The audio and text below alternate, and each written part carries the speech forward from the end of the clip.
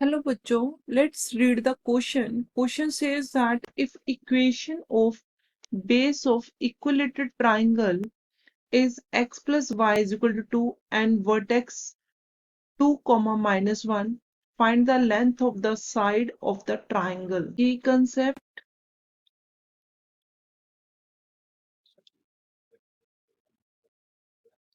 that is perpendicular distance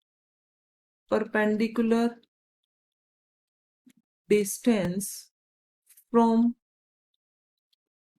point x1 comma y1 to a line ax plus by plus c is, that is d is equal to ax1 by1 plus c divided by root a square plus b square. And also we know for a equilateral triangle, the height is equal to root 3 over 2a, where a is the side of triangle. Now हमें given है एक triangle जो equilateral triangle है, उस पे एक vertex है, let it be A B C. तो ये हमारे पास है 2 कोमा -1. इसे हम एच ले लेते हैं हाइट, और जो बेस है, बेस ऑफ द इक्विलेटरल, वो हमें दिया हुआ है एक इक्वेशन की फॉर्म में. नाउ दैट इज गिवन है कि x plus y is equal to 2 is the base of equilateral triangle and 2 -1 हमारे पास एक वर्टेक्स है. तो सबसे पहले हम परपेंडिकुलर डिस्टेंस निकालेंगे, that is d is equal to, d हम निकालेंगे फ्रॉम पॉइंट c से ए बी तक.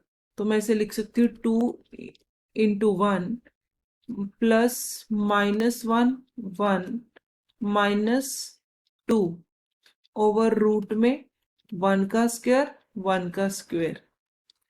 तो ये इक्वल आ जाएगा, d हमारे पास आएगा, दैट इज ये हो गया 2 -1 -2 ओवर रूट 2 मोड में.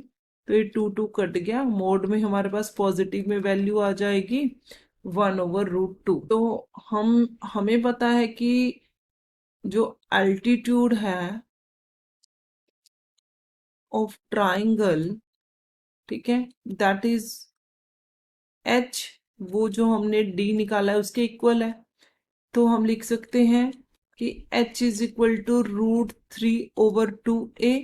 हमें क्योंकि a क्या है, where a is side of triangle जो हमें फाइंड करना है, तो a is equal to 2 over root 3h. तो यहाँ पे हम वैल्यू डाल दे 2 ओवर रूट 3, h की वैल्यू 1 ओवर रूट 2. तो a हमारे पास क्या आ गया, ये कैंसिल हो जाएगा, इससे कैंसिल करेगा रूट 2 से, तो हमारे पास वैल्यू आ गई रूट में 2 over 3. This is our final answer. Hope you understood it well. Best of luck. Thank you.